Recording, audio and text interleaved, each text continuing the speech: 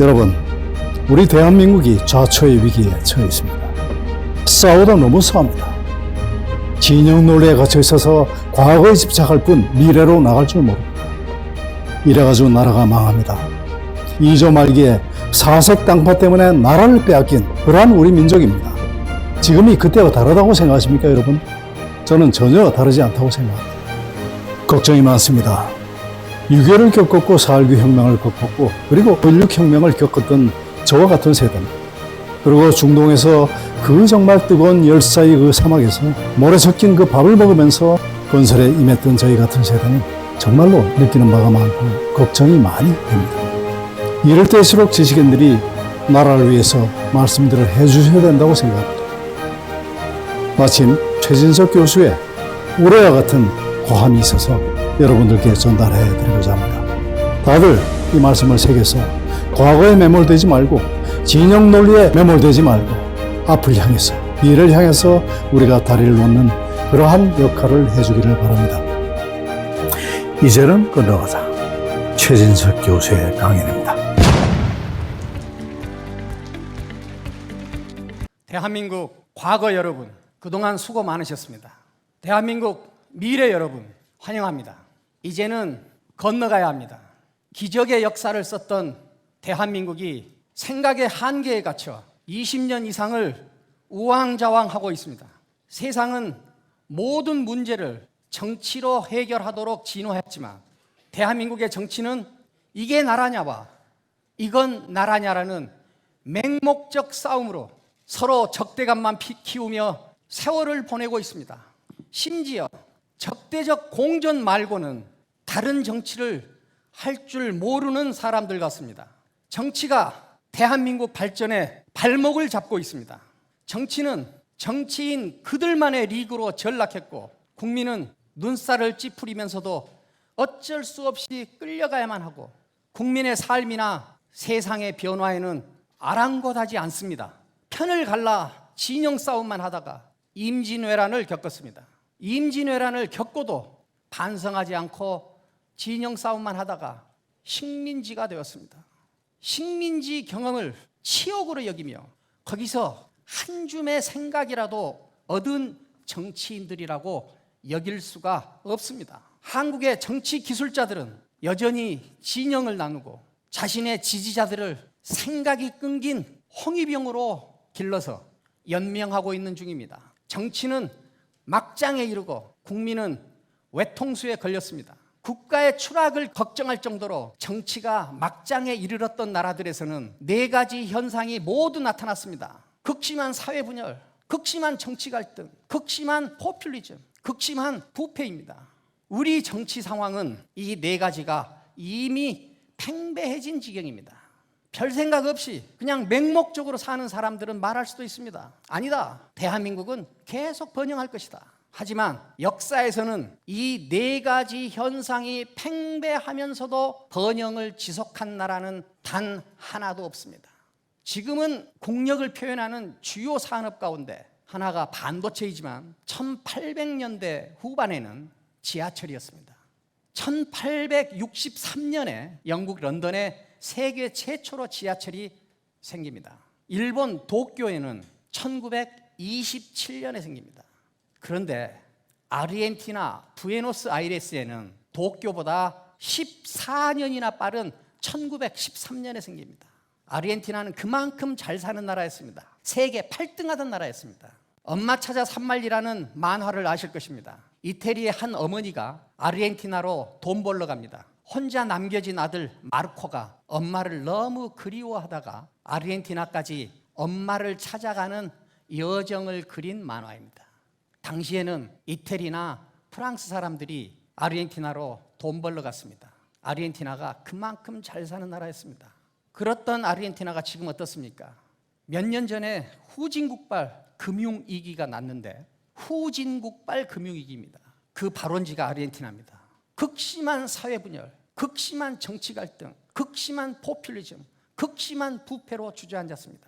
우리에게 익숙한 방식으로 도달할 수 있는 가장 높은 단계에 도달한 지금이 우리에게는 도약하느냐 추락하느냐의 경계인 것입니다.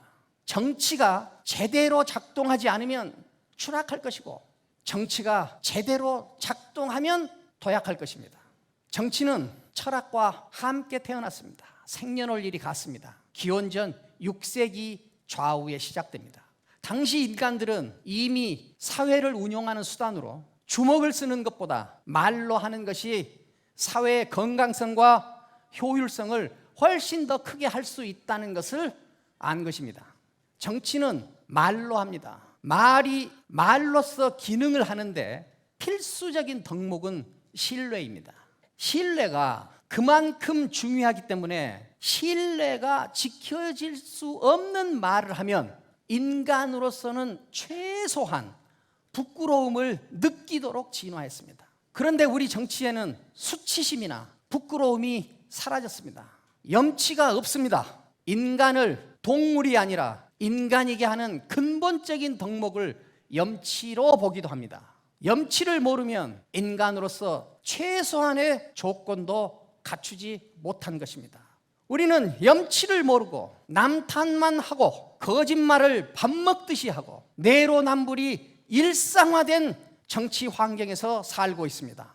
우리 정치 현실이 절망적이라고 할 수밖에 없는 점은 극심한 사회 분열, 극심한 정치 갈등, 극심한 포퓰리즘, 극심한 부패가 제도적인 문제나 정치적 습관에서 비롯된 측면도 있지만 더욱 근본적으로는 인간 자체의 문제까지 내려갔다는 점입니다. 염치를 모르는 지경까지 추락한 정치들이 꾸리는 정치에 우리를 맡겨도 정말 괜찮다고 생각하십니까?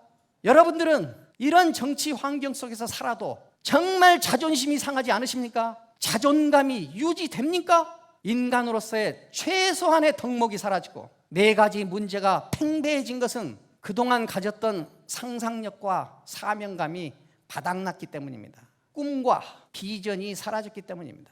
건국, 산업화, 민주화의 직선적 발전을 해왔던 우리는 지금 민주화 다음의 비전을 세우지 못하고 있습니다.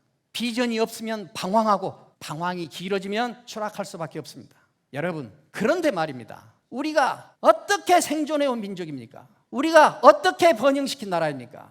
여기까지만 살다 갈 수는 없습니다. 사실 산업혁명 이후 문명사에서 후발주자로 출발하여 우리보다 앞서서 우리 정도의 이 단계에 도달했던 나라는 다 다시 추락했습니다. 문명의 파라다임이 일정하게 유지된다면 우리도 추락할 가능성이 큽니다. 후발주자가 선도적 단계로 올라설 기회를 잡으려면 반드시 기존 파라다임에 균열이 가야 됩니다. 기존 파라다임이 깨져야 됩니다. 우리 정도의 단계에 도달했다가 추락한 나라들은 다 파라다임의 균열이 가는 축복의 시간을 맞지 못했습니다. 하지만 우리가 후발주자로서 가장 높은 단계에 도달한 지금은 4차 산업혁명이라는 이름으로 기존 파라다임에 이미 균열이 생겼고 그때 때마침 우리의 국력이 가장 강할 때입니다. 여러분, 우리는 지금 우리 민족사에서 맞이해 본 적이 없는 절호의 기회이자 큰 축복을 맞이하고 있습니다. 이 절호의 기회이자 축복을 그대로 흘려보내야 하겠습니까? 아니면 움켜쥐어야 하겠습니까? 무슨 말이 더 필요하겠습니까? 이 절호의 기회는 신이 우리에게 준 마지막 기회일 수도 있습니다. 이 기회를 잡아야 합니다. 이 기회를 잡는 일도 열쇠는 결국 정치가 쥐고 있습니다. 그럼 신이 마지막으로 내린 이 기회를 기존의 정치 방식으로 잡을 수 있겠습니까? 저는 절대 불가능하다고 봅니다. 한국의 희망이 오늘 깃발을 올린 이유는 단 하나입니다. 이 기회를 잡아야 하기 때문입니다. 여러분, 우리가 어떻게 생존해온 민족입니까? 우리가 어떻게 번영시킨 나라입니까? 여기까지만 살다 갈 수는 없습니다. 여기가 우리의 가장 높은 단계에서는 아닙니다. 진영에 갇혀서 아무 생각 없이 정해진 이념만 더 크고 강하게 부르짖는 정치 습관으로는 이 기회를 살리는 일이 불가능한다는데 우리의 간절한 호소가 있는 것입니다.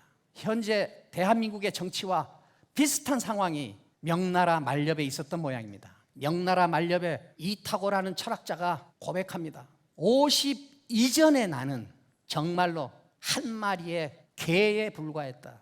앞에 개가 그림자를 보고 짖으면 나도 따라서 짖었다. 누군가가 왜 짖었냐고 물어보면 아무 말 못하고 그저 쑥스럽게 웃을 뿐이었다. 진영에 갇힌 한 마리의 개로 살다 갈 수는 없습니다.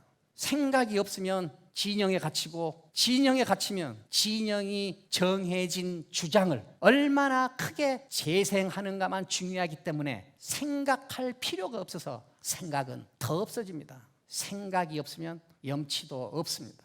진영에 갇히면 진영만 보이고 자신의 구체적인 삶의 생활이 안 보입니다. 진영에 갇히는 정치는 얼마나 가혹한지 우정도 없고 사랑도 없습니다. 심지어는 혈친 간의 정도 쉽게 무시됩니다. 여기서 어떻게 염치를 아는 인간으로 성숙할 수 있겠습니까? 이제는 진영 정치에서 생활 정치로 건너가야 합니다. 진영을 말고 자신의 구체적인 삶이 펼쳐지는 생활로 돌아가야 합니다. 여러분, 우리가 어떻게 생존해온 민족입니까? 우리가 어떻게 번영시킨 나라입니까? 여기까지만 살다 갈 수는 없습니다. 이제는 건너가야 합니다.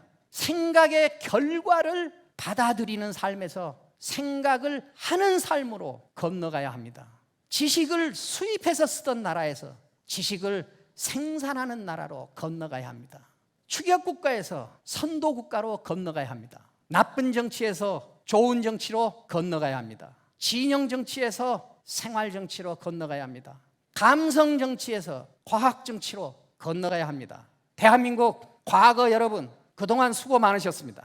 대한민국 미래 여러분, 환영합니다. 우리 다 함께 한국의 희망의 깃발 아래 모여 한국의 희망을 씁시다. 감사합니다.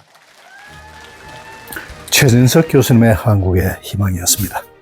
언젠가 교수님과 함께했던 산행, 정말로 힘든 여정이었었죠. 그때를 생각하며 다시 한국의 희망을 쓸 각오를 다집니다. 권대욱TV였습니다.